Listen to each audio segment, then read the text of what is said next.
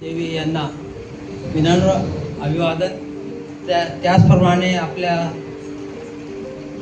भारतातील आणि महाराष्ट्रातील जे महापुरुष आहेत त्यांनाही अभिवादन करतो. आजचा खरोखर आजच्या सेवापूर्ती समारंभाचे अध्यक्ष जवाहरकर गुरुजी,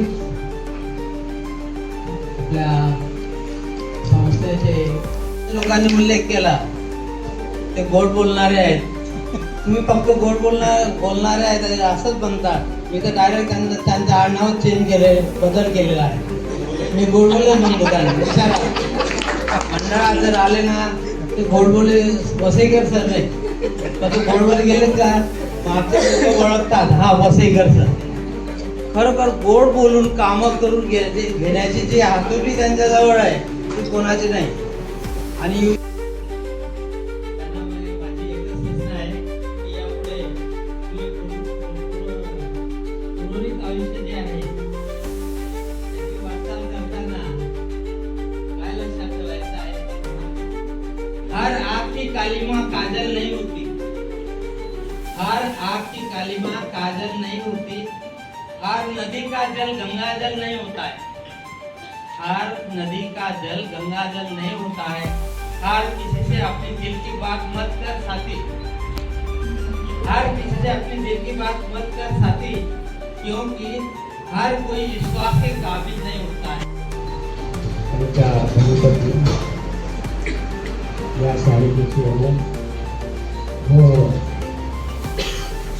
आज ज्यांचा सत्कार आहे आणि सेवापूर्तीचा आयोजित केला आहे ते सत्कार व्यक्ती वसईकर सर, त्यांच्या धर्मपत्नी, त्यांचे जावई आणि सर्व शाळेचे शिक्षक. कार्यक्रमामध्ये असं सर्वसमावेशक असं अष्टपैलू व्यक्तिमत्व असलेले सन्माननीय मुख्याध्यापक वसईकर सर यांनी निष्कलंक सेवा पूर्ण केलेली आहे. आज ते सेवानिवृत्त होत आहेत. आज आपल्यासाठी हा दिवस आनंदाचाच आहे, तसंच तो भावनिक सुद्धा आहे. एक मुख्याध्यापक म्हणून त्यांनी केवळ मार्गदर्शन केलं नाही तर त्यांनी एक मित्र बनून आपल्या कुटुंबाचा प्रमुख बनून त्यांनी आम्हाला मार्गदर्शन केलं. शाळेतील कठीण प्रसंग व्यासपीठ आणि येथे जमलेले सर्व शिक्षकगण, आश्रमशाळा त्याचे शिक्षक, आमचे केंद्राचे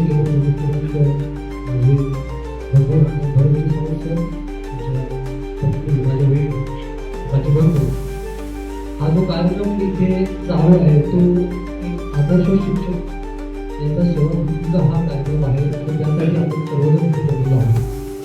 मित्रांनो, ही शाळा ज्यावेळेस उभारली गेली, त्या शाळेसाठी ज्यांनी योगदान दिलं, केल्या गेल्या, आणि त्यानंतर बऱ्याच काळानंतर त्या शाळेची पडझड झाली. ती पडझड पडली कारण भिंती सुद्धा थोड्याशा त्यांना तणाव झाली, बाकी सगळ्या गोष्टी घडल्या गेल्या आणि दुर्लक्षित झाली गेली. अर्थात इथे येणारे जे शिक्षक असतील त्यांचं काम असेल आणि इथे असलेली संस्था त्यांचे काही प्रयत्न असतील, पण खरं सांगायचं तर एक शासनाची घाणेरडी धोरणं शिक्षणाविषयीची की विद्यार्थी शिकला पाहिजे, पुढे गेला पाहिजे, हे आपले जे राजकारणी चालवतात हे फार घाणेरड्या व्यवस्थेने चालवले जाते आणि त्याचेच पडसाद हे इंडिरेक्टली आपल्या शिक्षणावरती, शाळेवरती हे पडत असतात.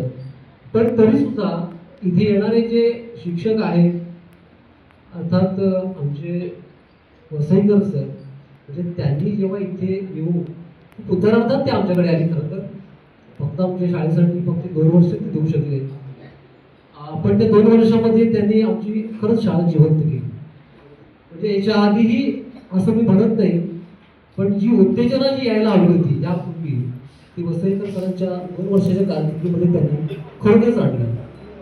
खूप अतिशय उत्तम असं व्यक्तिमत्व आहे. सरांनी त्यांचा उल्लेख केला म्हणून, पण खरं असेल कदाचित तो त्यांचा कार्याचा भाग असेल. भरभरून काम करून गेले. एक व्यक्तीमध्ये असलेला तो गुण आहे. तुमचं कार्य जर खरोखरच ते तडीच न्यायचं असेल तर त्यासाठी कुठलाही मार्ग अवलंबतो माणूस, ते कार्य जर योग्य असेल तर, आणि ते खरोखरच त्याची तळमळ असेल, ते कार्य तडीच नेण्यास त्यांच्यामध्ये खूप धमक आहे. मी जवळून त्यांना सर बघितली, 2 वर्ष मी बघतो.